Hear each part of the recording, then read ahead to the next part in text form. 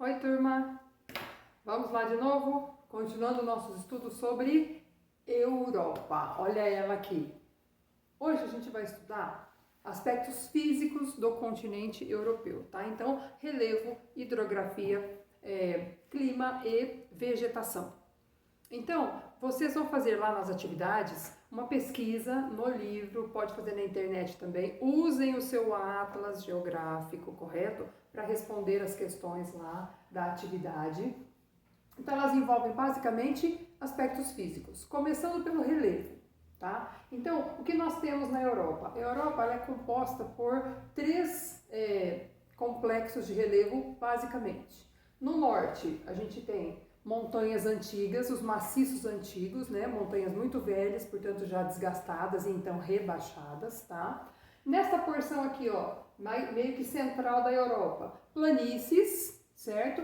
E o sul da Europa, porque esta região sul aqui é uma área de encontro de placas tectônicas, então aqui nós vamos ter montanhas recentes. Inclusive, é a região da Europa que tem atividade sísmica constante, quer dizer, tem terremotos e tem inclusive vulcões nessa região aí ativos há muitos anos, ok? Então, que montanhas que nós temos antigas lá no norte da Europa? Aqui, ó, na Península Escandinava, nós temos os Alpes escandinavos entre a Noruega e a Suécia, tá? Que são aí os mais importantes. Aqui na fronteira da Rússia europeia com a Rússia asiática, nós temos os Montes Urais. Então, são dois exemplos de maciços antigos, né? De montanhas antigas da Europa. Aqui nesta porção mais centralizada da Europa, nós temos a planície sarmática, já aqui na Rússia, e aqui no norte da Europa, aqui ó, a planície germano-polonesa, quer dizer, a planície que pega desde a Alemanha, vem aqui e se estende até a Polônia. E aí aqui no sul, as montanhas jovens, as montanhas mais altas da Europa. Entre a Espanha e a França, os Pirineus, formando um arco aqui, ó, entre a França, a Itália, a Suíça, a Áustria, os Alpes, tá? Na Itália, na porção central da Itália, os Apeninos. E aqui, ó, na fronteira da Europa com a Ásia, aqui na porção sudeste, o Cáucaso, as montanhas do Cáucaso. Então, tudo aqui ao sul da Europa, montanhas altas, dobramentos modernos, ok? Hidrografia. Como são os rios da Europa? A Europa é um continente que tem uma rede hidrográfica muito densa, quer dizer, tem muitos rios. Rios de pequena extensão, poucos de grande extensão e muitos rios de pequena extensão. Quais são os mais importantes rios da Europa? São os rios, por exemplo, que atravessam capitais europeias, como é o caso do Tâmisa, que atravessa a capital Londres, lá, né, do Reino Unido. O rio Sena, que atravessa a capital Paris, aqui da França. O Pó, que corre aqui ó, no norte da Itália, muito importante para esta região. O rio Tejo, que nasce na Espanha, mas vai desaguar lá na capital, Lisboa, capital de Portugal. E aí nós temos rios de extensão... não posso esquecer um muito importante aqui, o rio Reno. Aqui, ó, que nasce na Alemanha, ele faz fronteira da Alemanha com a França, atravessa uma parte da Alemanha e vai desaguar lá na Holanda. Importantíssimo porque ele atravessa uma região industrializada da Alemanha, muito importante. Então, rio Reno, tá?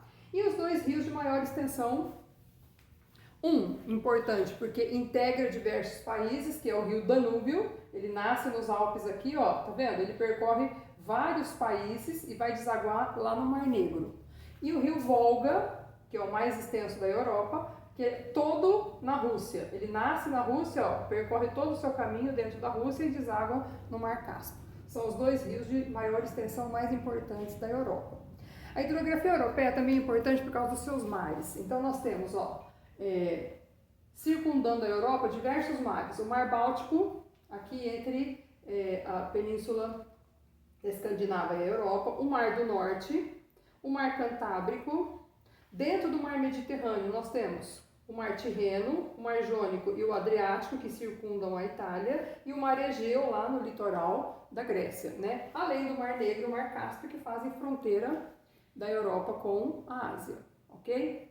Climas europeus. O clima europeu, ele é determinado por 4 elementos principalmente. Um é a latitude. O que quer dizer isso? A Europa está localizada lá no norte do mundo, zona temperada do mundo, ó, cortada pelo Círculo Polar Ártico. Então, altas latitudes, quer dizer climas frios e polares, tá?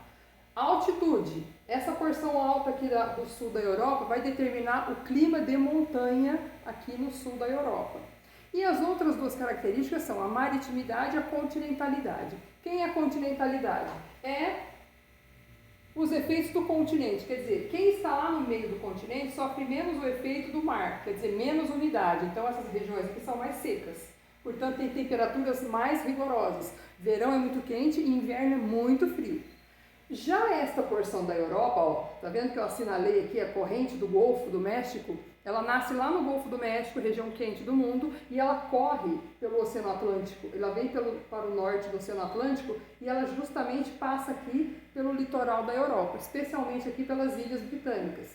Então, o que essa corrente faz? Ela é uma corrente marítima quente, então ela vai esquentar as águas do oceano, portanto, mais evaporação, mais chuvas, e com mais chuvas, os climas aqui nessa porção da Europa serão mais amenos. Então, os verões não são tão quentes e os invernos também não serão tão rigorosos, ok? Tudo influência da corrente do Golfo. Outra influência importante nos climas da Europa são os ventos. Então, nós temos ventos, ó, que eu assinalei aqui, ó, que vem lá do Polo Norte, ventos frios e secos que sopram do Polo Norte em direção ao norte da Europa. Então, essa região da Europa ela vai ser fortemente influenciada por esses ventos, portanto, climas muito rigorosos no frio por conta desses ventos. E o sul da Europa aqui, ó, eu assinalei também aqui, ó, os ventos Simoon e Sirocco são ventos quentes e secos que sopram lá do deserto do Saara e fazem com que o clima do sul da Europa se torne um clima especial, é o clima mediterrâneo. Como é o clima mediterrâneo? Verão seco e quente e inverno frio e chuvoso, certo? Então o verão deles é seco, por isso os verões são mais intensos por conta desses ventos aqui, ok? Turma, para finalizar as atividades da semana, vocês vão fazer um trabalho para mim, correto? Esse trabalho vai ser como? Vocês vão elaborar um texto de 15 a 20 linhas, no mínimo 15, no máximo 30 linhas, ok? No seu caderno, tá bom? Vocês vão pesquisar onde? No seu livro e nos sites que você quiser na internet. As páginas do livro estão lá no material. Quais são os temas? Então, serão 4 temas. O primeiro grupo vai pesquisar sobre paisagens europeias e aspectos culturais. Eu quero que vocês pesquisem aqui como que a natureza da Europa influencia na vida das pessoas, no desenvolvimento da vida das pessoas, do trabalho, da cultura, etc. Quem vai fazer esse trabalho? Os números 1, 2, 3, 4, 5 e 6. Cada um no seu caderno, não é todo mundo junto não. Cada um vai fazer o seu, ok? Segundo tema, problemas ambientais europeus. Vocês vão pesquisar quais são os impactos ambientais que a Europa sofreu, com todos os tipos lá de problemas, tá? Vejam que vocês vão ver principalmente a respeito de questões ligadas à poluição, né? Então, quem vai fazer esse trabalho? Os números 7, 8, 9, 10, 11, 12 e 13, correto? Cada um no seu caderno bonitinho. Outro tema, cidades sustentáveis ou inteligentes. Vocês vão pesquisar o que é isso, o que são cidades sustentáveis, que lugares da Europa já estão produzindo essas cidades sustentáveis, tá? Quem vai fazer? 14, 15, 16, 17, 18, 19 e o número 20. E o último tema, fontes de energia na Europa.